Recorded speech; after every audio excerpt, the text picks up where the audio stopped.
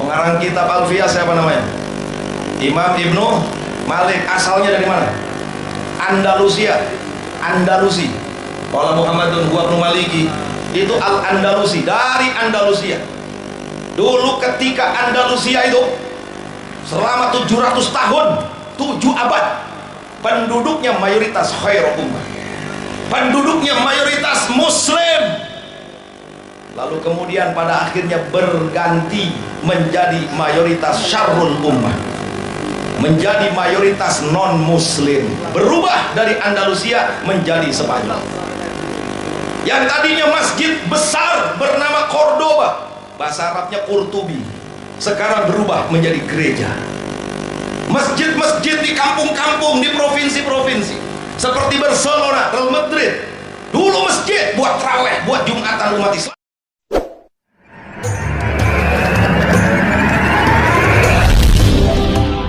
Audio Jungle.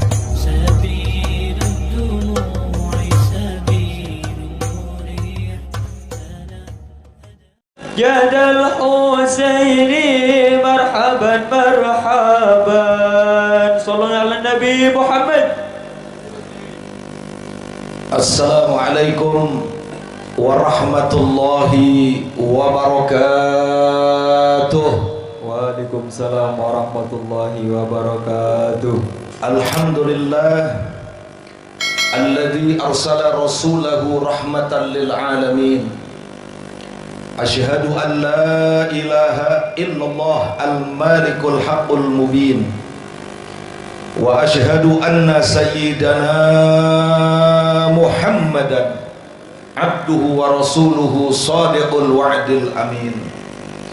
Allahumma salli wa sallim wa barik ala hadan nabiyil karim zainil anbiya'i wal mursalin Sayyidina wa habibina wa syafi'ina wa qurrati a'yunina wa maulana nabiyyina Muhammadin wa ala alihi tahirin tayyibin wa ashabihi al-ghurril mayamin wa man tabi'ahum bi ihsanin ila yaumiddin, amma ba'du. Ahibail kiram wal muhtaram, yang sama kita hormati, yang sama kita cintai dan kita ta'zimi, segenap para alim, para ulama, para kiai, wabil khusus orang tua kita, guru kita, masyayikh kita, al-mukarram wal muhtaram Romo Kiai Haji Muhammad Alim Mas'ud bin Abdullah selaku pengasuh Pondok Pesantren Nurul Huda Moga. Begitu pula Al-Mukarram Wal-Muhtaram Kiai Haji Zuhrul Anam. Kita doakan mudah-mudahan para alim, para ulama, para guru-guru kita, para kiai-kiai kita dipanjangkan umurnya oleh Allah Subhanahu wa ta'ala. Semoga dijaga kesehatannya oleh Allah Subhanahu wa ta'ala dan senantiasa diberikan limpahan kekuatan istiqomah untuk berjuang di jalan Allah. Amin ya rabbal alamin. Begitu pula yang saya hormati, yang saya muliakan, segenap aparatur pemerintah, baik sipil TNI maupun Polri-nya, di mana tadi telah memberikan sambutan Bapak Lurah kita. Begitu pula yang saya hormati, yang saya muliakan, yang saya banggakan, segenap panitia halal bihalal. Dengan ini diselenggarakan oleh Ikatan Alumni Pondok Pesantren Nurul Huda. Begitu pula yang saya hormati, yang saya muliakan, yang saya banggakan, yang saya cintai, seluruh kaum bapak dan kaum ibu, remaja putra, remaja putri, santriwan dan santriwati, hadirin wal hadirat rahimakumullah. Pertama dan yang paling utama, mari sama kita panjatkan segala puja dan puji syukur kita kehadirat Allah Subhanahu wa ta'ala, di mana berkat rahmat dan izinnya pada siang hari ini kita dapat bermuajahah, kita dapat bertatap muka, kita dapat berijtima, yaitu berkumpul bersama dalam rangka halal bihalal. Mudah-mudahan perjumpaan kita, pertemuan kita, semoga bisa menjadi wasilah atau penyebab turunnya rahmat dan barokah dari Allah Subhanahu wa ta'ala. Dan selanjutnya salawat dan salam semoga tetap tercurahkan untuk manusia sempurna, seorang nabi dan rasul yang sangat istimewa, penutup para nabi, penutup para rasul, yaitu nabi kita tercinta, nabi besar Muhammad sallallahu alaihi wasallam. Mudah-mudahan kita semua selaku umatnya kelak akan mendapatkan syafaatul uzma dari beliau, dan pada akhirnya mudah-mudahan kita semua dijadikan oleh Allah sebagai penghuni surganya.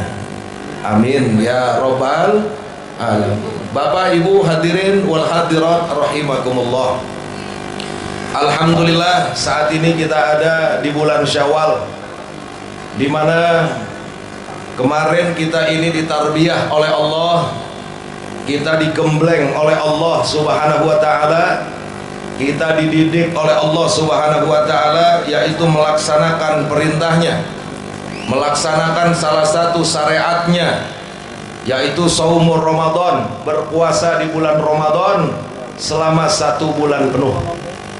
Harapan kita mudah-mudahan segala amal ibadah yang wajib maupun yang sunnah yang kita laksanakan, yang kita kerjakan di bulan Ramadan pada tahun ini diterima dan mendapat ridha Allah Subhanahu wa taala. Amin ya rabbal alamin. Bapak Ibu hadirin wal hadirat rahimakumullah. Tujuan kita ditarbiyah oleh Allah berpuasa selama 1 bulan tidak lain tidak bukan agar kita menjadi manusia-manusia yang mulia. Manusia yang mulia itu siapa? Yaitu mereka orang-orang yang bertakwa.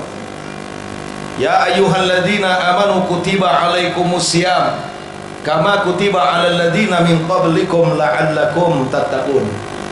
Hai orang-orang yang beriman, telah diwajibkan kepada kalian berpuasa seperti halnya orang-orang sebelum kalian, la'allakum tattaqun, agar kalian menjadi manusia-manusia yang bertakwa.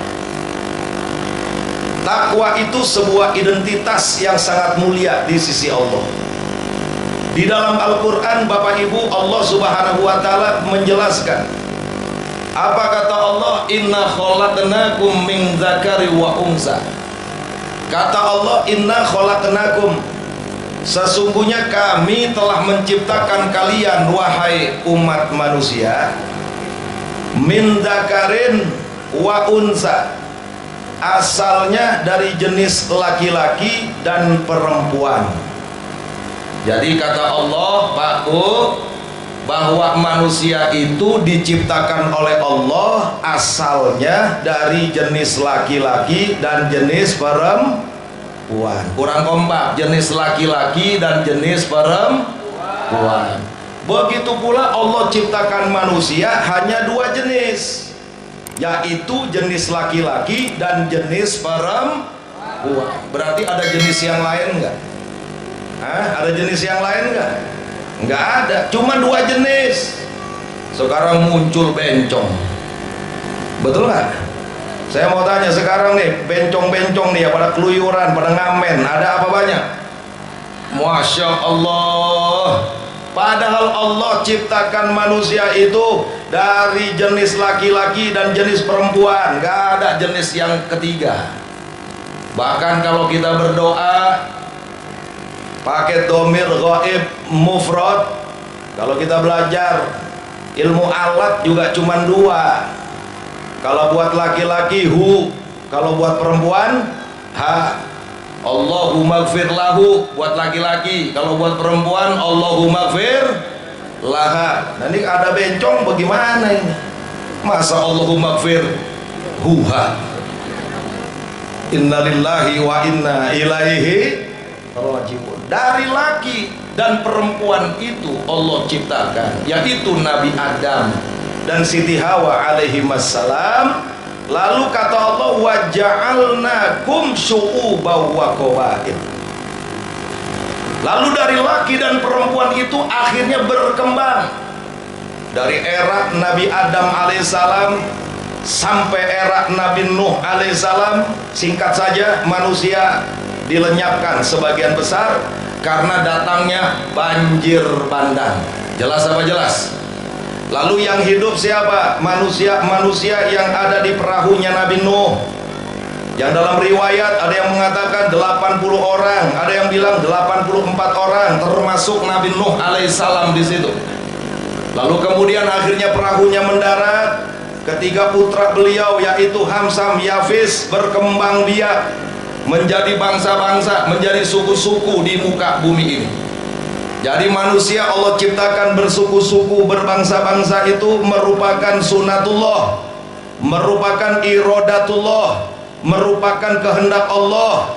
Mustahil manusia itu satu suku atau satu bangsa, mustahil. Ada suku Jawa, ada suku Sunda, suku Madura, suku Betawi, suku Batak dan seterusnya. Kalau bicara bangsa itu ada Asia, ada Afrika, ada Eropa dan seterusnya. Ini iradatullah, ini kehendak Allah subhanahu wa ta'ala. Bahkan suku dan bangsa itu Allah ciptakan, apa tujuannya? Liyata'arrafu, agar mereka saling mengenal. Saling mengenal dalam hal apa? Bahwasannya mereka itu manusia yang asalnya Allah yang menciptakan. Saya mau tanya, jawab yang kompak Bapak Ibu semua yang hadir. Siapa yang menciptakan alam semesta? Orang kencang, siapa yang menciptakan alam semesta? Siapa yang menciptakan langit dan bumi? Siapa yang menciptakan manusia? Jadi tujuan ta'aruf antar manusia itu agar mereka mengenal bahwa mereka itu adalah ciptaan Allah subhanahu wa ta'ala. Lalu kemudian Bapak Ibu, Allah menilai dari suku dan bangsa itu tadi bukan dari suku dan bangsanya. Walaupun ada suku yang Allah istimewakan, walaupun ada bangsa yang Allah istimewakan dari bangsa-bangsa lain, ada suku yang Allah istimewakan dari suku-suku yang lain. Kalau dari suku itu siapa yang Allah istimewakan dari suku-suku yang lain? Allah memilih suku yang mulia di muka bumi ini adalah suku Quraisy, yang nantinya lahir Nabi kita tercinta, Nabi besar Muhammad Sallallahu Alaihi Wasallam. Begitu pula bangsa-bangsa, ada Eropa, ada Asia, ada Afrika, itu bangsa-bangsa itu. Dari bangsa-bangsa itu Allah pilih yang paling istimewa. Bangsa apa yang paling istimewa? Tidak lain tidak bukan bangsa Arab. Karena kita punya Nabi lahir dari suku Quraisy, yang suku Quraisy itu adalah bangsa Arab. Jelas apa jelas? Jelas apa jelas? Loh kok Arab jadi mulia? Karena kita punya Nabi, muhaddasanya bilughatil Arabi. Beliau bicaranya pakai bahasa Arab. Jadi apa yang nempel sama Nabi jadi mulia. Kayak kita bikin maulid Nabi, bukan kitabnya yang mulia, karena kita nempel di dalam mengagungkan kelahiran Nabi. Begitu pula Al-Quran. Saya mau tanya, jawab yang kompak. Kitab suci kita Al-Quran itu bahasa apa? Kurang mantap. Bahasa apa? Bahasa Arab. Nanti ditanya malaikat Munkar Nakir, pakai bahasa apa? Bahasa Arab. Nggak mungkin pakai bahasa Siremeng. Betul nggak? Pengarang konsis siapa? Orang. Betul nggak? Nanti tanyanya man robuka, bahasa Arab. Begitu pula nanti di sorga, saudara. Kalau di neraka saya belum dapat keterangan bahasanya apa itu. Kalau di sorga jelas bilughatil Arabi, bahasanya Arab. Makanya kalau sekarang ada orang-orang yang suka mencibir Arab, mendoktrin kita membenci Arab. Bukan saya bela Arab, bukan saudara. Kalau akhlak orang Arab yang nggak benar, katakan akhlaknya. Tapi ketika kita benci kepada Arab, bahaya. Khawatir maksud dan tujuan mereka bukan akhlak orang Arab, tapi benci kepada Islam yang nabinya dari Arab, yang kitab sucinya Al-Quran berbahasa Arab. Jelas apa jelas? Jelas apa jelas? Masya Allah. Muhammadun Sayyidul Arabi wal Ajami. Nabi Muhammad itu Sayyidul Arabi, pemimpin daripada bangsa Arab, wal Ajami, dan bangsa Ajam. Nah oleh karenanya Bapak Ibu yang saya cinta, Allah tidak menilai dari suku dan bangsa.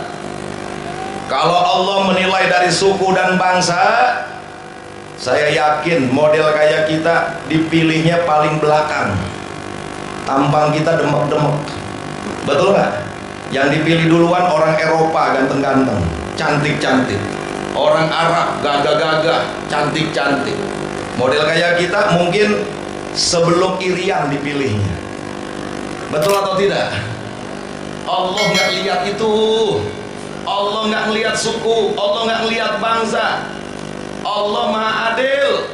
Yang Allah nilai dari diri kita bukan suku, bukan bangsa. Innallaha la yanzuru ila suwarikum, ila syu'ubikum, ila qabailikum. Tidak. Yang Allah nilai dari diri kita sehingga kita menjadi manusia yang mulia di sisi Allah, tidak lain tidak bukan ketakwaannya.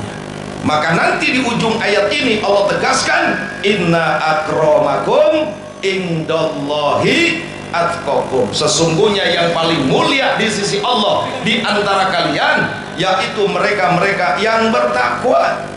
Maka digembleng selama 1 bulan berpuasa, niatnya, tujuannya la'allakum tattaqun, biar kita menjadi manusia yang bertakwa, manusia yang mulia di sisi Allah. Alhamdulillah. Saya mau tanya, jawab yang kompak. Kalau begitu menjadi manusia yang bertakwa mulia atau tidak? Mulia atau tidak? Indah atau tidak? Hebat atau tidak? Siap tingkatkan ketakwaan? Alhamdulillahirabbil alamin. Bapak Ibu hadirin wal hadirat rahimakumullah. Singkat-singkat aja. Ini namanya identitas bainanas. Jadi ada 2 identitas yang ingin saya sampaikan. Yang pertama identitas bainanas. Identitas di antara umat manusia yang paling mulia di sisi Allah adalah manusia yang bertakwa. Alhamdulillah. Makanya kalau ditanya Ustaz Awid, santri yang paling hebat itu santri yang mondoknya lama apa sebentar? Enggak, yang bertakwa. Kalau yang mondoknya lama gosoban ya nggak bener itu. Betul nggak Ustaz Sobirin? Iya, ini lurah saya dulu nih Bu. Masya Allah. Ini lurah pondok nih, Yai Sobir. Semoga beliau panjang umur. Amin ya robbal. Bapak Ibu yang saya cinta, jadi ada identitas antar manusia nih, yang pada akhirnya identitas manusia itu yang paling mulia sisi Allah adalah manusia yang bertakwa. Lalu yang kedua, selain identitas bainan nas, identitas antar umat manusia, ada identitas indallah, yaitu identitas di sisi Allah. Dari suku wa qabail itu tadi, dari suku dan bangsa itu tadi, di hadapan Allah itu nggak banyak. Kalau suku nggak kehitung, Indonesia aja ribuan suku. Bangsa nggak kehitung, banyak itu bangsa. Tapi dari bangsa dan suku yang jumlahnya banyak itu tadi, di hadapan Allah hanya terbagi menjadi 3 identitas. Ini Allah yang bagi, bukan saya. Yang pertama, mukmin. Yang kedua, kafir. Yang ketiga, munafik. Saya mau tanya sama orang Siremeng, jawab yang kompak. Mau pilih yang mana, kafir atau mukmin? Orang kompak, kafir atau mukmin? Mau pilih munafik atau mukmin? Yakin? Alhamdulillahirabbil alamin. Nih identitas di sisi Allah. Maka kita bersyukur menjadi orang-orang yang beriman. Bersyukur kita menjadi umat Islam. Saya mau tanya Bapak Ibu, jawab yang kompak ya. Senang gak sih kita jadi orang Islam? Senang gak sih kita jadi umat Nabi Muhammad? Yakin? Apa Bapak Ibu Islamnya mau ditukar dengan beras 1 karung? Indomie 1 kardus? Duit 1 juta? 5 juta? 1 miliar? 1 triliun? Yakin? Sekali Islam tetap takbir. Mantap, begitu. Di ceramah Jakarta begitu. Betul apa betul?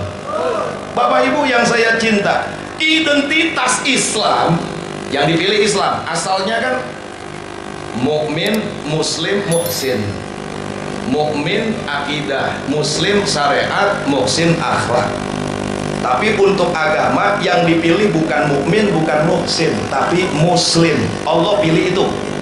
Jadi yang saya maksud muslim sudah include di dalamnya mukmin dan muhsin. Panjang lagi ntar. Kita jadi orang Islam ini harus bersyukur, harus senang, dan wajib pertahankan identitas Islam. Sampai kapan kita pertahankan? Wala tamutunna illa wa antum muslim. Sampai mati, kata Allah. Bukan cuma hidup kita berislam, sampai mati kita jaga identitas Islam. Wala tamutunna aja pisan-pisan mati temenan sopo siro kabeh ila kejaba wa antum lan utawi siro kabeh iku muslimuna, tetap dalam keadaan muslim. Betul ya kayak sobirin ya, begitu maknainya ya. Dulu ngajinya sama beliau Bapak Ibu, cuma banyak jajannya kalau mau beliau. Bapak Ibu hadirin wal hadirat rahimakumullah, jangan mati kecuali muslim, identitas dibawa sampai mati. Lah saat ini kita hidup di dunia yang kalau nggak ada satu hal kita hidupnya di sorga. Karena ada satu hal dan ini skenario-nya Allah, akhirnya kita hidup sekarang di dunia.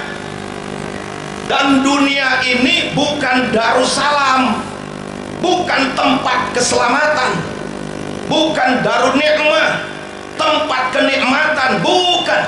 Dunia ini Darul Harb, tempat untuk berperang.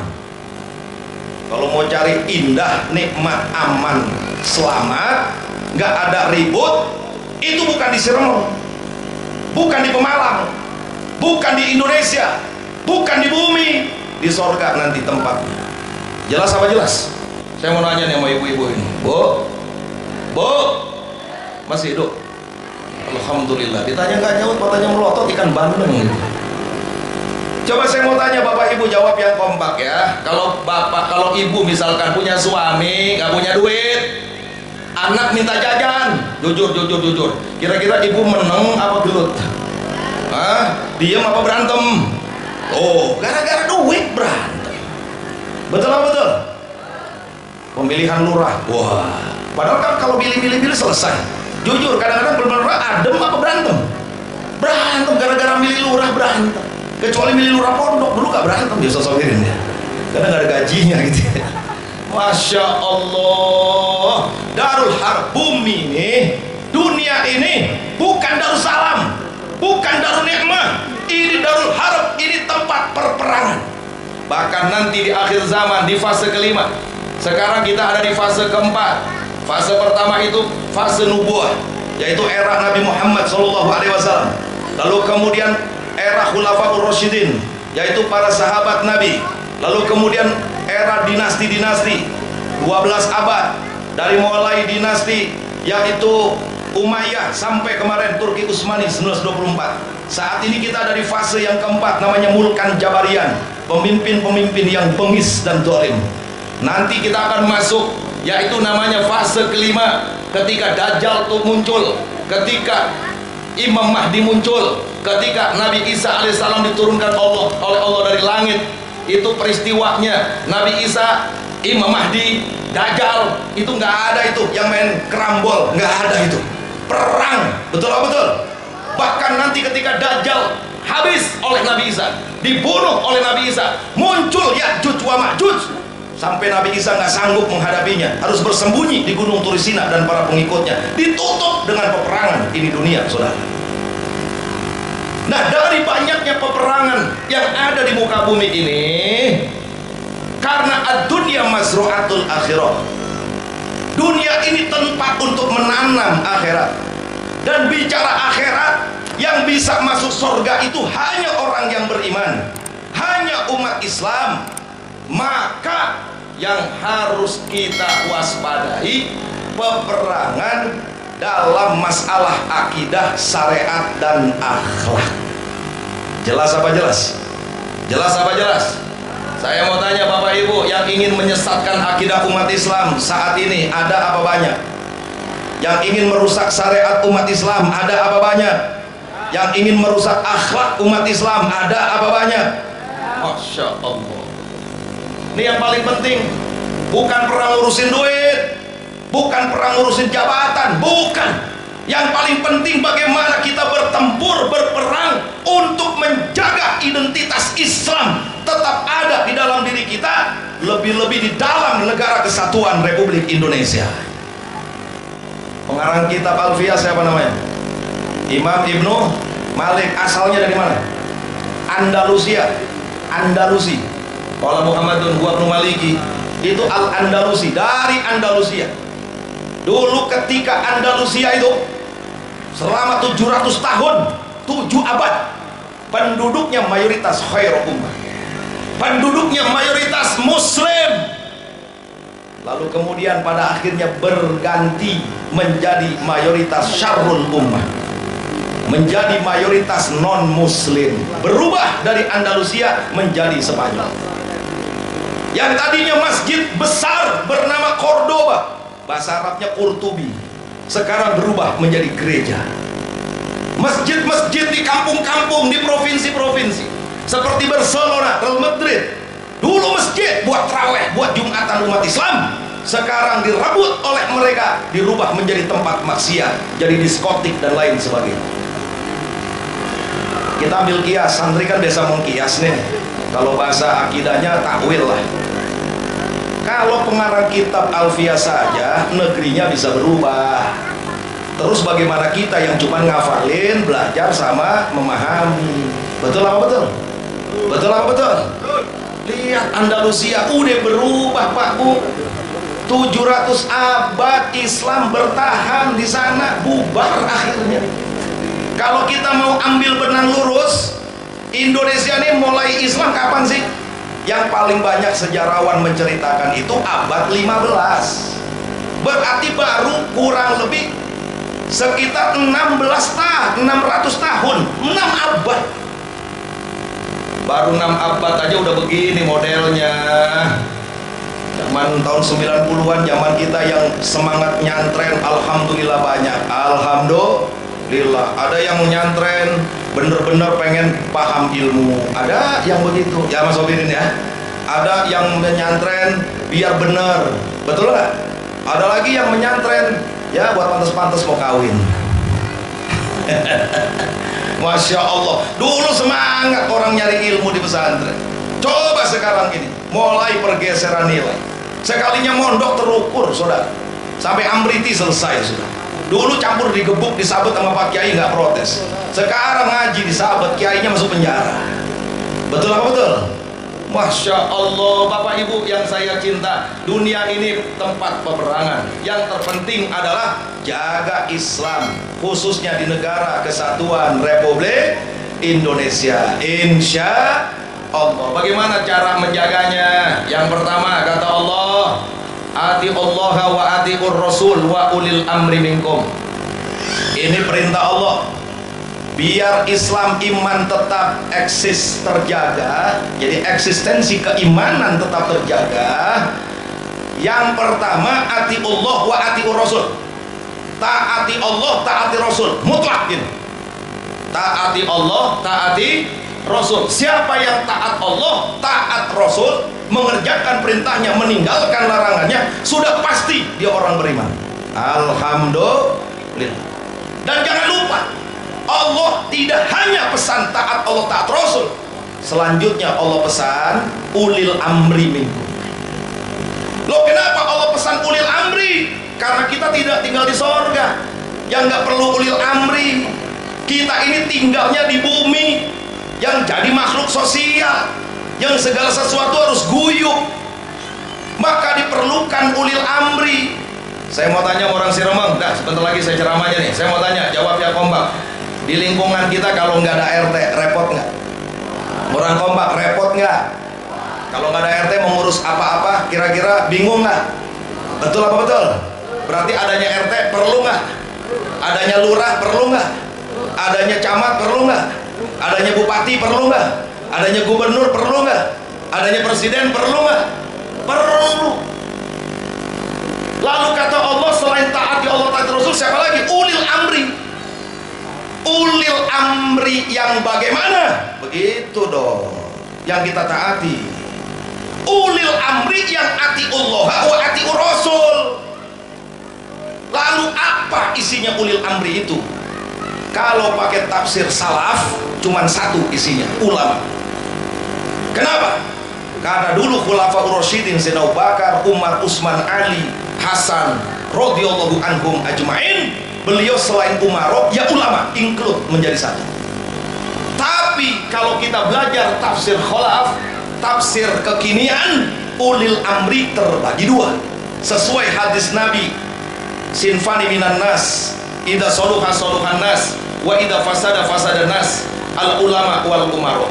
Ulil amri artinya ulama dan umaro. Jadi yang harus kita taati, yang kita ikuti, yaitu yang pertama, ulama yang mengajak kita taat kepada Allah, taat kepada Nabi besar Muhammad sallallahu alaihi wasallam. Ustaz Awid, emang ada ulama yang ngajak sesat? Ada. Karena Nabi yang bagi ulama menjadi dua. Kalau Nabi nggak terbagi, ulama terbagi. Nggak ada Nabiul Khair, Nabi Yusuf, nggak ada.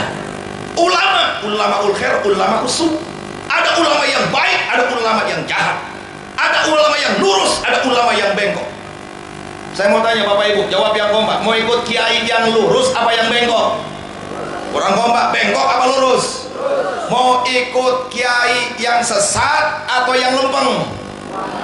Insya ini Nabi yang bagi. Ulama yang jahat ada, ulama yang baik juga ada. Masya Allah. Ikuti ulama yang baik, yaitu ulama yang apa? Mengajak kita taat kepada Allah, taat kepada Nabi besar Muhammad sallallahu alaihi wasallam.